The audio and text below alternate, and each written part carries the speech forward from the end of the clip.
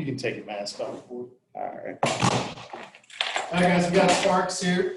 So you guys know the drill. Get your hands up, get them in the queue, and we'll go ahead and get started. So Colin, go ahead. Hey, Adam. Thanks for doing this. I've actually got two questions, if that's okay, and the first one's not football related. I was just curious, with Hurricane Laura coming, do you know if your family in Louisiana is safe and has a plan? Nah, that's something that me and my mom and my dad definitely been talking about on a daily basis. We've been used to it. We stayed there during Hurricane Gustav, so if they decided to stay there, they know what to do, but it's something that we definitely don't know yet. And then the other one is, I was curious what kind of conversations you've had with your brother who's not able to play this season at Purdue. My main focus was just to let him know that, first of all, since y'all got y'all year back, just take that year to advantage. Use it as a red shirt year, get your body healthy. It's a year off on your body, so that could be good as well. So he's got to use that as the upper hand. Thanks, Adam. Gabe, go ahead. Adam, especially since your brother is one of the guys in that situation, but also just with everything that's happened the last 5 months, is your attitude toward getting a chance to go out and practice, changed? I mean, do you take football any differently than you did a few months ago? Nah, it probably got even better to me.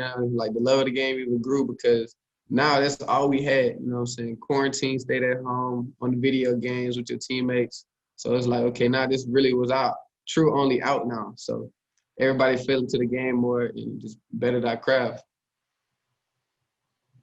Mitch, go ahead. Adam, a few guys have talked highly about kind of some of the younger cornerbacks in the room right now. I'm curious, how can you and Jarvis use your kind of experience to help get those guys up to speed to the point where they're able to help this season? Yeah, JC and Ennis are both real good, talented corners, and I feel like the reason why they're doing so good because they came in with the mindset of, I'm not going to do a lot of talking, I'm going to do a lot of listening. So everything they were doing, really wasn't a lot of mistakes being made. It was, they seen us doing it, so they went and did the exact same thing. So me and Jarvis being able to go out there first rep, showing them the right technique to use, telling them when they go after us, you should have did this or that instead of using that technique. You know what I'm saying? Listening ears is always going to be learning when you're young. That's what I realized when I first came up here. So I feel like if they keep doing that, it's going to be perfectly fine. Sweet, you go ahead. Hey, Adam, obviously one of the older guys in that cornerback room. I'm just wondering, how do you kind of take that? Do you try to take the leadership mantle a little bit more? And if you do, how so?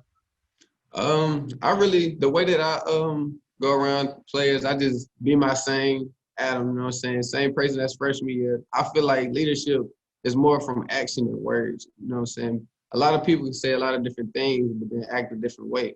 So I feel like if you show the younger cats to lead by example, by the way that you're doing things, then they're going to do the same thing rather than just say, you should do this, and then they not doing that. You know what I mean?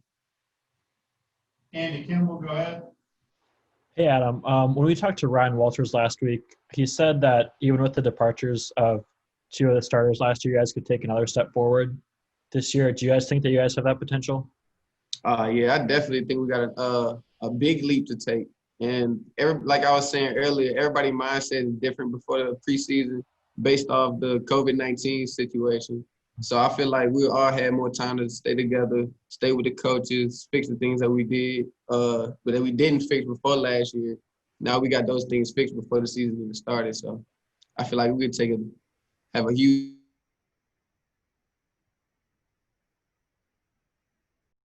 How's it going, Adam?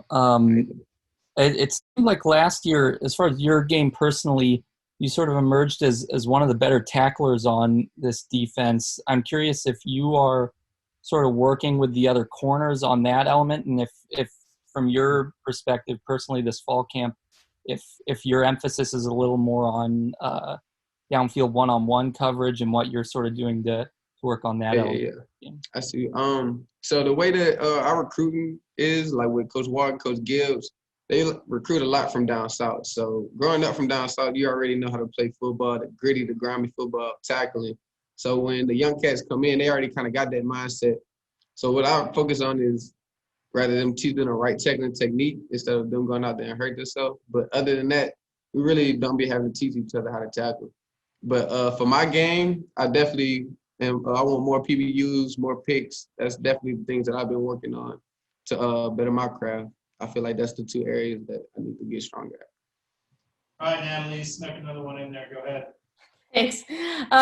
Hope you're doing well. You know, a little bit away from football here. Coach Drink says, you know, he's talked to you guys about everything that's happened in the last week here, especially with Jacob Blake and everything that's happening today in the NBA and the MLB. Mm-hmm. What do you feel like you've gotten from those conversations, and really what's the message from this team? The thing that I got the most is that Coach Drink is really showing that he has a caring heart, and it's not like he's doing these things just because he feels like he's the head coach, and a lot of the parents will want him to do those things because he comes to us first before, like, we even talk to our parents about it because they all the way back at home in Louisiana. So he'll be the first one to come first. So it's like a true at heart. Like, he really cared for it, you know. So that's like, when it comes to the team can see that as well and really want to go play for him, listen to what he says, respect everything that he has planned. So I feel like the little things like that really matters a lot. All right, thanks, Sparky. All right, appreciate y'all, man. Y'all have a good one.